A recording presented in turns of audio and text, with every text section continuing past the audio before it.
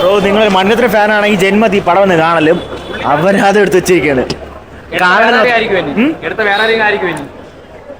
അത് അങ്ങയുടെ പടമാണെന്ന് second half കാണുമ്പോൾ നിങ്ങൾ പറയും അത് അങ്ങയുടെ പടമല്ല.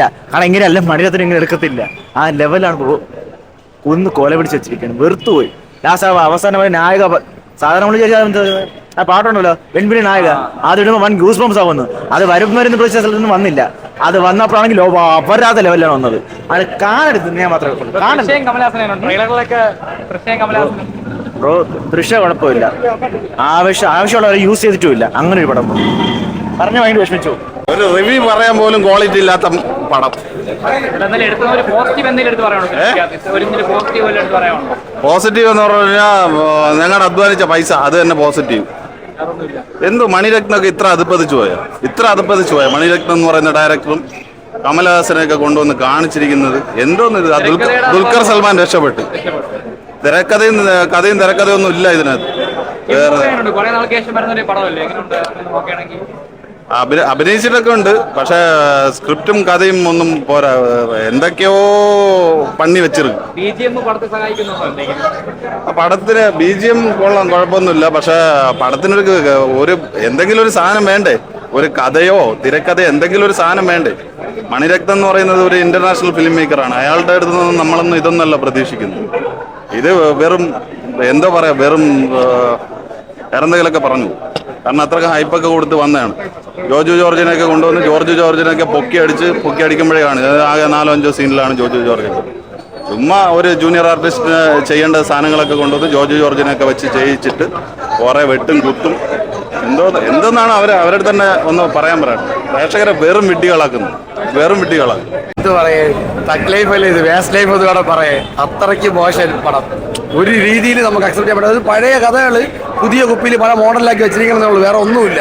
വളരെ മോശം, ഒന്നും പറയാനില്ല. ദുൽഖറിന്റെ ബിഗ്ഗസ്റ്റ് എസ്കേപ്പ് എന്ന് വേണം പറയാൻ. കാരണം അത്രയ്ക്ക് മോശമായിട്ടാണ് ഇരിക്കുന്നത്. ദുൽഖറും ജയൻ രവി രണ്ടുപേരും എസ്കേപ്പ് ആയത് ഏറ്റവും ബെറ്ററാണ്. കാരണം എന്തൊക്കെയോ ചെയ്തിരിക്കുന്നത്, കണ്ടം കാട്ടി കൂടെ കണ്ണടയൊക്കെ വെച്ചിട്ട് പോയിട്ടും വളരെ മോശം, ഭയങ്കര മോശം പടം. മണിരത്നത്തിന്റെ പടം എന്ന് പറയുമ്പോൾ ഇത്രയും മോശമെന്ന് ഒട്ടും വിചാരിച്ചില്ല. ആ റേഞ്ചിലാണ് ചെയ്തിരിക്കുന്നത്. ഒന്നുമില്ല. ഏതാ അതിനേക്കാൾ ബെറ്ററാണ്. അതൊന്നും ഇത് കമ്പയർ ചെയ്യാൻ പറ്റില്ല. അത് വെച്ച് നോക്കുമ്പോൾ ഇത് വിജയ് കൊള്ളാം. വളരെ മോശം പടം, ഒന്നും ഇഷ്ടപ്പെട്ടില്ല. മ്യൂസിക്കൊക്കെ ഒന്നും ടോം ആൻഡ് ജെറി അങ്ങോട്ടും ഇങ്ങോട്ടും ഒളിച്ചോടി പോകുമ്പോഴൊക്കെ ഒളിച്ച് കളിക്കൂലേ, അതുപോലെയൊക്കെ ആയിരുന്നു മ്യൂസിക്കൊക്കെ എടുത്ത് വെച്ചിരിക്കുന്നത്. ഒരു രീതിയിൽ ഒന്നും എടുത്തു പറയാൻ മാത്രം ഒന്നുമില്ല. ഭയങ്കര മോശമായിട്ടാണ് ചെയ്തത്. ഷേയുടെ സത്യം പറഞ്ഞാൽ നല്ല പെർഫോമൻസ് ഒക്കെ വെച്ച് നോക്കുമ്പോൾ ഈ പടത്തിൽ ഭയങ്കര മോശം പെർഫോമൻസ് ആണ്. അതായത് നമുക്ക് അക്സെപ്റ്റ് ചെയ്യാൻ പറ്റാത്ത രീതിയിൽ ഭയങ്കരമായ മോശം രീതിയിലാണ് ചെയ്തിരിക്കുന്നത്. പടം നമുക്ക് ഒരു രീതിയിൽ സാറ്റിസ്ഫാക്ഷൻ കിട്ടിയിട്ടില്ല. അതിനാണ് മെയിൻ സത്യം. നല്ല പടമാണ്, ബോറില്ല, നല്ല കഥയുണ്ട്, കുഴപ്പമില്ല. മണിരത്നത്തിന്റെ പഴയ പടത്തിനെ പോലെയൊക്കെയാണ് ഈ ഗാങ്സ്റ്റർ മൂവി. ആ ലൈനാണ് പറയാൻ പാട്ടും BGM ആക്ഷനും അറിയാനുള്ളൂ. അല്ല ഒരുപാടൊന്നുമില്ല, എന്നാലും കൊള്ളാം, കുഴപ്പമില്ല, കാണാം. എനിക്ക് ചെക്കച്ചവന്ത വാനവും എല്ലാം ഉണ്ട്. എല്ലാ പടവും കൂടെ സ്ഥിരം മണിരത്നം പടം തുടങ്ങുമ്പോഴേ ഒരു സമയം കഴിയുമ്പോഴേ നമുക്ക് മനസ്സിലാവും എല്ലാവരും വേണ്ട പറഞ്ഞ സ്പോയിലറായി പോകും.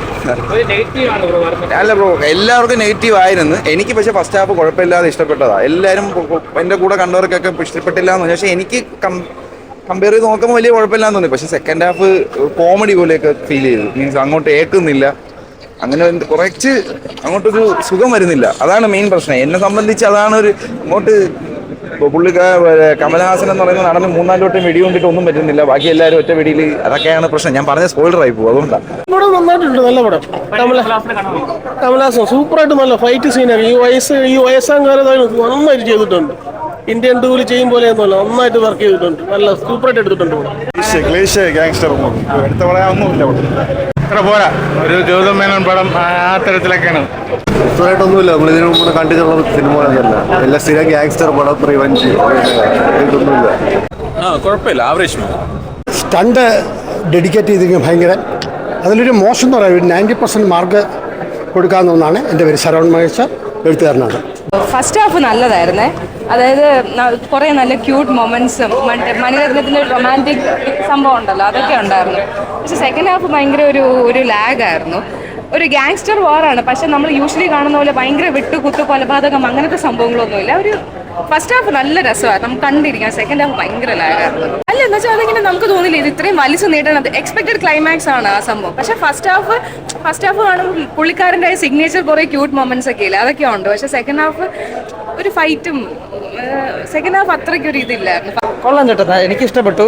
പേഴ്സണലി എനിക്ക് ഇഷ്ടപ്പെട്ടു. നല്ല പടമായിരുന്നു. അതിഗംഭീരമൊന്നുമില്ല, പക്ഷെ അത്യാവശ്യം കൊള്ളാവുന്ന നല്ലൊരു പടമായിരുന്നു.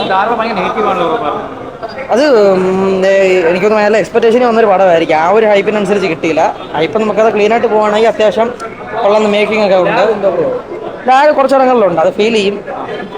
അല്ലാതെ തിയേറ്റർ വാച്ച് അത്യാവശ്യം പടം എങ്ങനെയുണ്ടെന്ന് വെച്ച് കഴിഞ്ഞാൽ തീരെ മോശമാണ്. എനിക്കിപ്പോൾ തോന്നുന്ന ഈ ഒരു ഞാനിപ്പോൾ 200 രൂപ ടിക്കറ്റ് ഇപ്പോൾ എടുക്കാൻ വന്നത്.